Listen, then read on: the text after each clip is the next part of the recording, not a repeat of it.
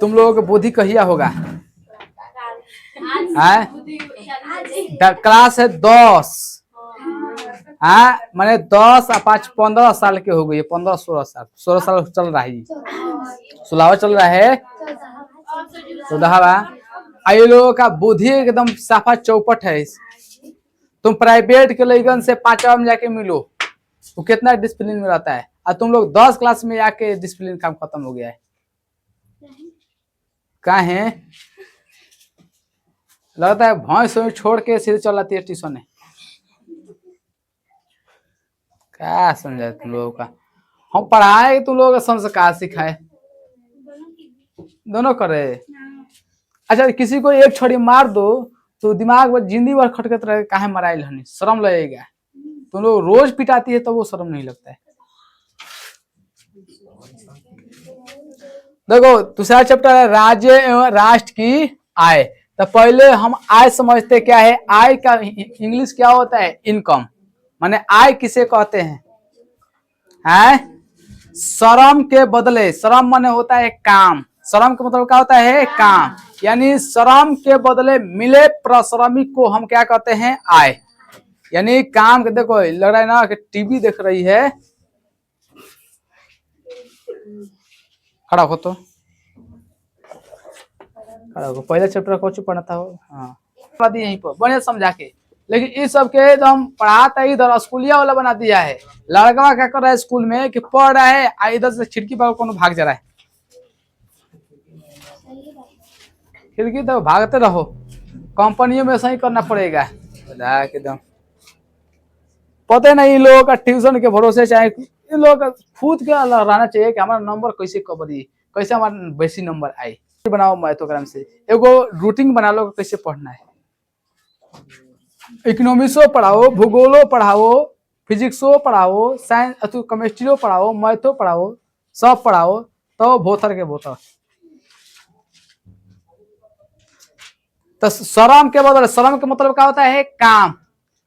तो श्रम के बदले मिले परिश्रमिक को हम क्या कहते हैं? आय। यानी हम लोग काम करेंगे तो मजदूर का लेंगे, तो मजदूर के बदले जो मिलेगा ना हम लोगों का परिश्रमिक काम के जो मेहनता मिलता है उसे हम क्या कहते हैं? मजदूरी। यानी मजदूर को जो मिलेगा उसे हम क्या कहेंगे? मजदूरी। यानी मजदूर का परिश्रमिक मजदूरी होगा। अब भूमि का परिश्रमिक क्या होगा? लगान होगा। जैसे भूमि कोई दे दिया, ठीक है, तो वह क्या हो जाएगा? उस पर अगर जो भी उससे इनकम करेंगे तो वो लगान के रूप में अपने लेके चल जाएगा। समझ में रहे? आए तो अब देखो पूंजी, जैसे किसी के पास पूंजी है तो पूंजी कहीं कहीं बांट देता है। अभी तो फिलहाल में कितना परसेंट के हिसाब चल रहा है? 10%। कितना परसेंट? 10%।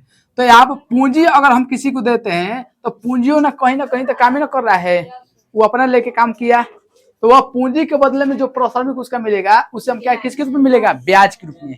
तो पैसा हम जो बांटते हैं वह किसके रूप में मिलता है हमको? ब्याज के रूप में। और कमाई किसके रूप में? ब्याज के रूप में।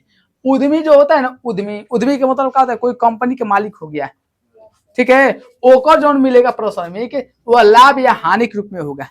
मान लो बेसी कमाई हो गया तो लाभ, उससे कम हो गया तो क्या हो गया? हानि। जितना लागत है ओकरा से बेसी कमाई हो गया तो क्या हो जाएगा? लाभ। मान लो कोनो लगाया 100 रुपया, कमाई हो गया 300 के, तो एक में लाभ कितना हो गया? 200 का। 200 के लाभ हो गया। नहीं समझा? समझ में गया? अब यहाँ पर देखते हैं बिहार की आय क्या है। बिहार की आय आज से नहीं, बहुत पहले से न्यूनतम रहा है, बहुत कम, ठीक है। तो बिहार क्या है? एक अत्यंत गरीब एवं पिछड़ा हुआ राज्य। अभी जो फिलहाल में मना है ना 14 अप्रैल अम्बेडकर जयंती, सब झंडा लेके किया है ना, देखा होगा तुम लोग सड़कों पर।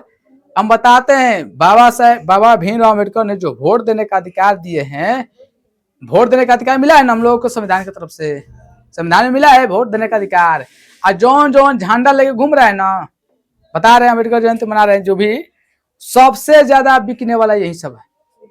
500 पर बिका गया वोट में, अपना वोट दे दिया है 500 में, बदल गया है, अब मना रहा है किसी अम्बेडकर जयंती। पतिया खराब लगेगा, सही बात है। माने सबसे ज्यादा बिकने वाला यही सब है।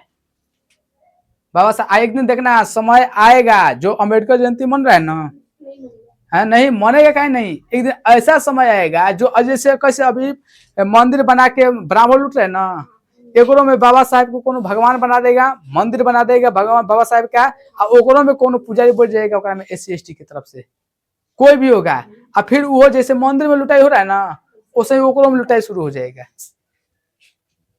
और गौतम बुद्ध जो थे वो बोले थे, खुद बोलते कि हमको भगवान मत मानना है। आजकल जो आदमी उसको उनको भगवान मान लिया है।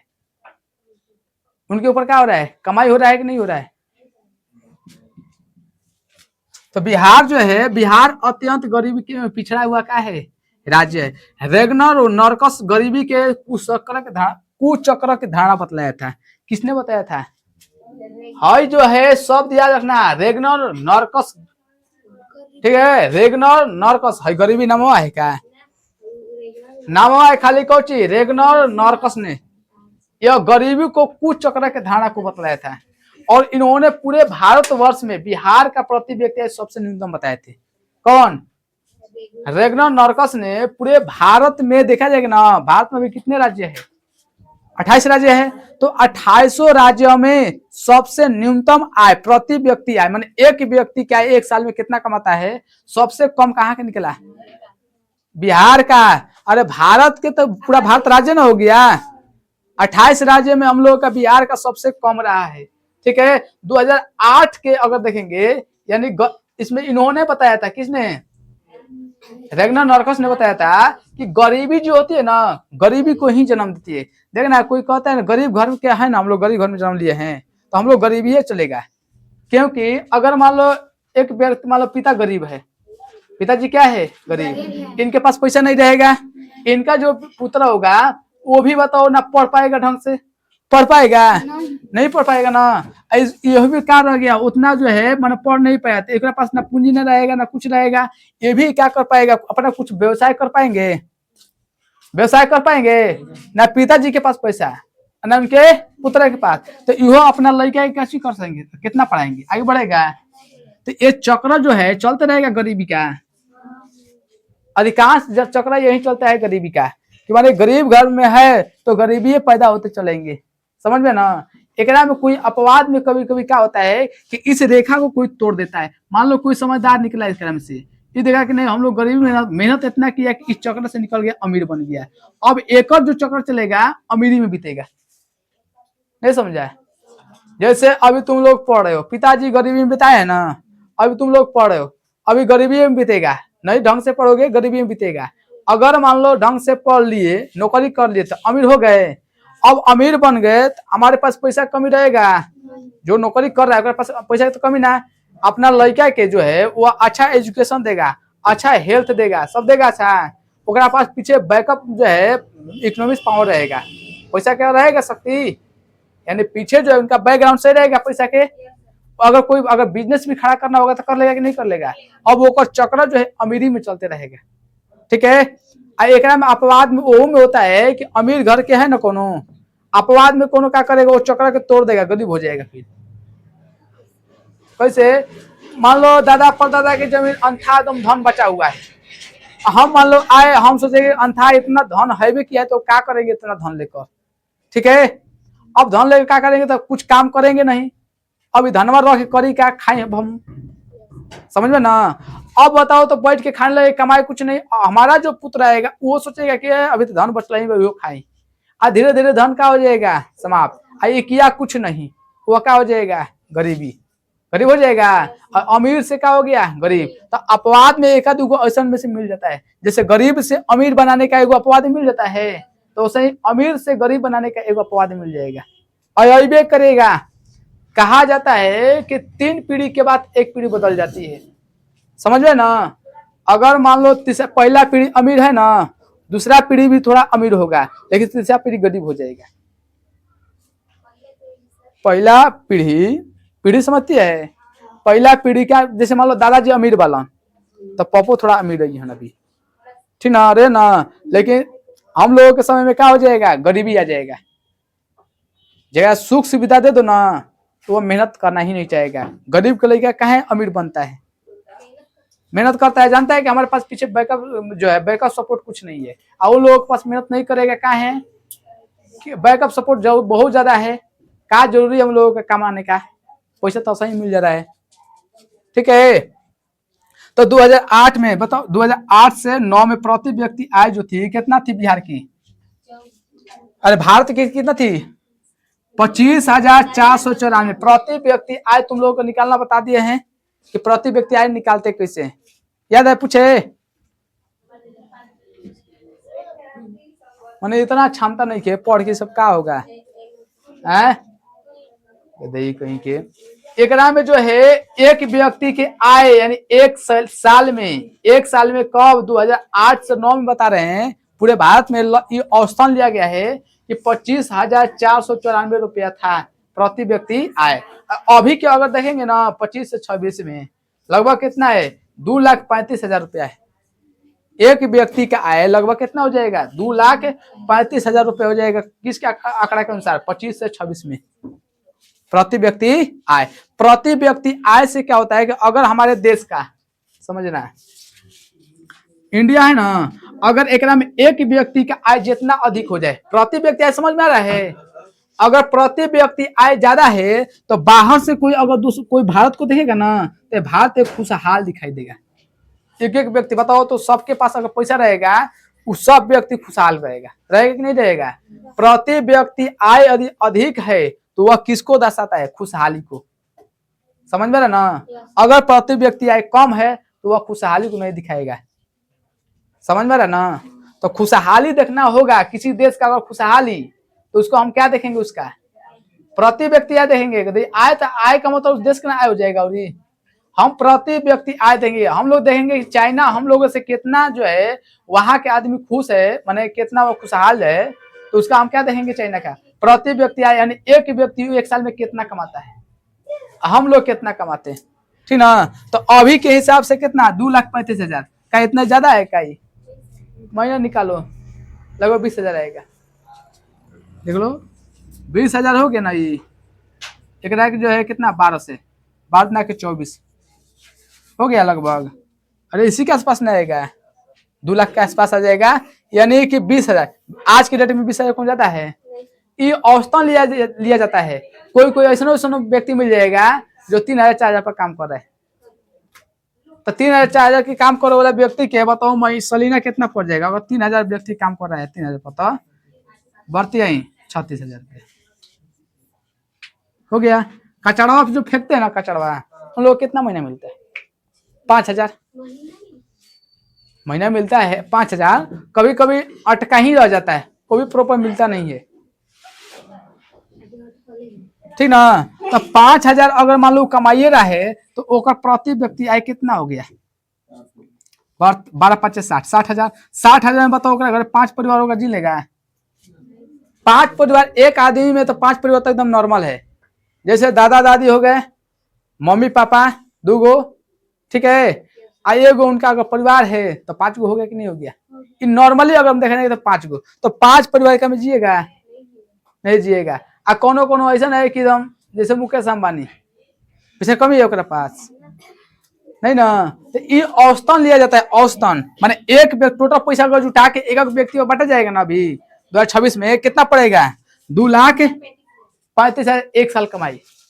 समझ में रहे? तो ये रहा को। अब देखते हैं राष्ट्रीय आय क्या है। राष्ट्रीय आय को इंग्लिश में बोलते हैं नेशनल इनकम। क्या बोलेंगे? नेशनल इनकम क्या है कि अंदर, ठीक है ना, किसी एक वर्ष के अंदर किसी देश में अर्जित आय को राष्ट्रीय आय कहते हैं। माने एक वर्ष में कितना हमने के देश में पैसा आयल, क्या समझ में आयल है? तो एक वर्ष के अंदर में जितना अर्जित आय, जितना आय बटोरा गया ना, चाहे विदेशी से पैसा आए चाहे अपने देश में पैसा कमाए, तो टोटल एक साल में बटोरा गया तो उसे हम क्या कहेंगे? अर्जित आय, राष्ट्रीय आय। माने जैसे तुम्हारे घर हो गया ना, घर, तो घर में अगर घर का आय निकालना होगा तो एक साल में देखिए कि हमारे एक साल में घर में कितना रुपया कमाई भइल बा। नहीं समझा? समझ में रहे? जैसे अपना ही अगर घर देखेंगे तो एक साल में कितना खर्चा कभी नहीं देखेंगे, पहले आय कितना, वह क्या हो जाएगा? राष्ट्रीय आय। उसी प्रकार देश का जो है तो घर का ना हो गया। अब देश के अंदर एक साल में जितना रुपया कमाएगा आएगा वही क्या हो जाएगा? राष्ट्रीय आय।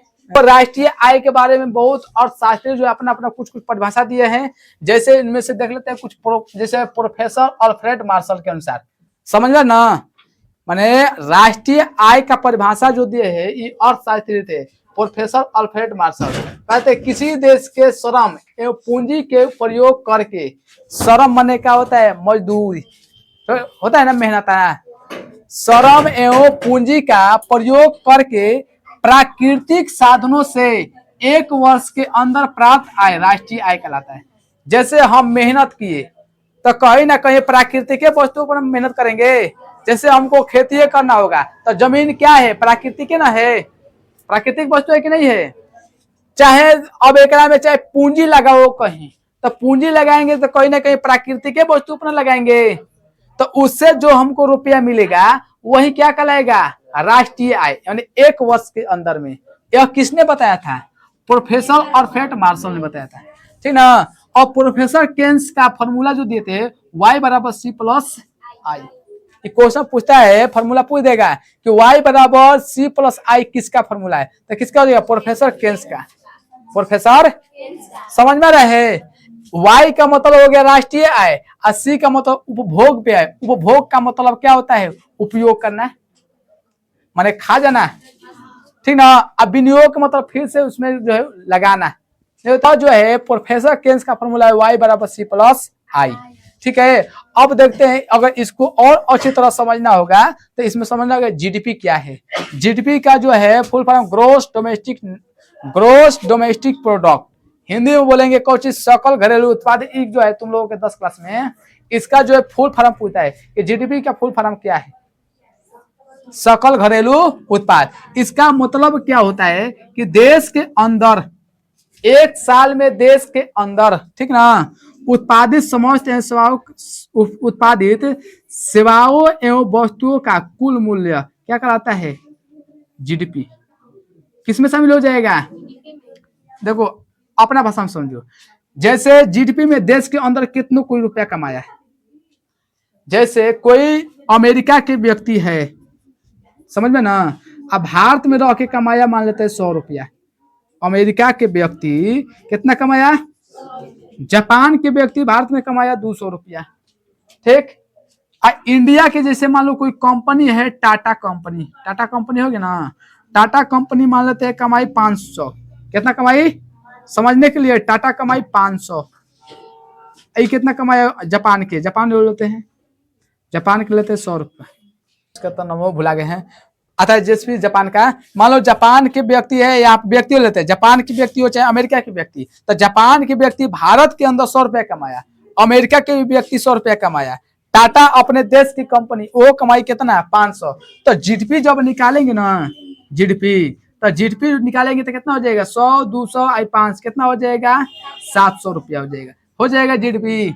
यानी जीडीपी सुनो अपने भाषा में समझो, कोई विदेशी आदमी अगर भारत में भी कमा रहा है ना, भारत में ना कमा रहा है, चाहे कोई विदेशी है चाहे भारत के कोई हो, वह क्या हो जाएगा, उसका टोटल रुपया जोड़ेंगे तो क्या होगा, जीडीपी होगा देश का। नहीं समझ में आया, समझ में रहे।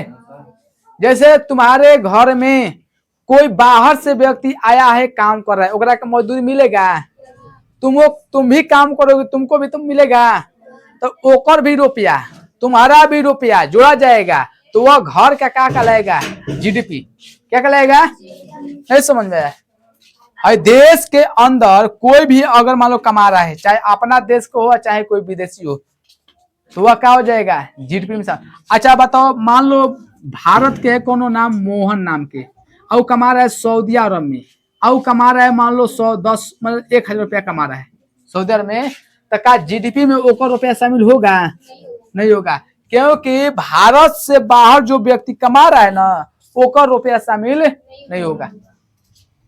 जीडीपी समझ में आया कि नहीं है, आ गया जीडीपी समझ में। अब देखो जीडीपी जो होता है 3 प्रकार का होता है। जीडीपी कितने प्रकार के, जीडीपी 3 प्रकार का होता है। कौन कौन, नॉमिनल जीडीपी, नॉमिनल जीडीपी, एक होता है रियल जीडीपी, एक होता है जीडीपी डिफ्लेक्टर। डिफ्लेक्टर। ठीक है, जीडीपी कितने प्रकार के होता है? 3 प्रकार के। ठीक है, तो कौन कौन? Nominal GDP, real GDP, GDP deflector. यानी यहाँ पे जीडीपी डिफ्लेक्टर, समझ में ना? तो जीडीपी डिफ्लेक्टर बराबर होता है नॉमिनल जीडीपी, नॉमिनल जीडीपी अब बटा में रियल जीडीपी, गुणे क्या हो जाएगा 100। ये जो है जीडीपी डिफ्लेक्टर का फॉर्मूला होता है नॉमिनल जीडीपी बटा में रियल जीडीपी, गुणे क्या होता है 100। तो जीडीपी बताओ कितने प्रकार के? 3 प्रकार के। अब बताओ कोई बात करेगा तो ये पता होना चाहिए कि किस जीडीपी पर बहस हो रही है, किस जीडीपी पर बात हो रही है, ठीक ना? हम लोगों को कौन सा जीडीपी देखना है? Real GDP. कौन सा चाहिए? देश का रियल जीडीपी देखना है। इसमें नेता क्या करता है? जनता को बुर्बक बनाने के लिए क्या कर सकता है? नॉमिनल जीडीपी दिखा देगा। तुमको मतलब निकाल के दिखाया कि नॉमिनल जीडीपी कैसे निकलेगा और रियल जीडीपी कैसे निकलेगा। नॉमिनल जीडीपी में क्या होता है कि बढ़ के आता है, जैसे हम इधर जीडीपी को समझते हैं।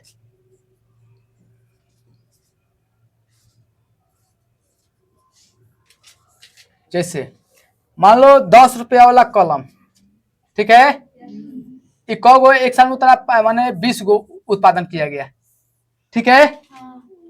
5 रुपया वाला कलम 300, ठीक है। 1 रुपया वाला कितना?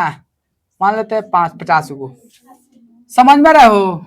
यहाँ पर नॉमिनल जीडीपी, नॉमिनल जीडीपी माने 10 रुपया वाला कलम 20 गो उत्पादन किसी वर्ष का किया गया, 20 गो। अब 5 रुपया वाला 5 रुपया वाला कलम किसी वर्ष कितना उत्पादन किया गया, यानी 5 रुपया वाला कलम किसी वर्ष 300 उत्पादन किया गया और 1 रुपया वाला कलम किसी दिन कितना किया गया। अकोनो मान लो 5 रुपया वाला बिस्किट 500 उत्पादन किया गया किसी वर्ष, समझा? तो एकरा में क्या होगा कि अब जीडीपी निकालते हैं कैसे? हाई गुणा करते हैं, क्योंकि बताओ 10 रुपए के 1 कलम तो 20 कलम के दाम कितना हो जाएगा? और 20 दाम में 200 रुपया हो जाएगा। हाई कितना हो जाएगा? 1500 हो जाएगा। हाई 50 से कम 50 हो जाएगा। अब 50 2500 ये हो गया। अब यहाँ पर टोटल जोड़ेंगे तो निकलेगा कौन चीज? नॉमिनल जीडीपी निकलेगा। क्या निकलेगा? अब जोड़ तो 1500 200 1700 और 1700 हो जाएगा, 1750 हो जाएगा। तो 2500 और 1750 जोड़ दो, 0 5 7 5 12 2 1 3 और 3 1, यानी 4200 कितना हो जाएगा? 50 रुपया। ये कौची निकल के आया? कौची हो? जोड़ने में गलती है क्या? है कोई तो बोले। ये नॉमिनल जीडीपी समझ में आया? है ये जो है प्रत्येक वर्ष का लिया गया, माने एकरा में अलग अलग वर्ष में, जैसे किसी दिन माने किसी वर्ष 20 को हुआ, कोनो वर्ष में 300 उत्पादन हो गया, समझ में ना? ये हर एक अलग अलग वर्ष में अलग अलग होती है, सबन के अलग अलग मूल्य होता है। जैसे तुम लोगों का शुरुआत में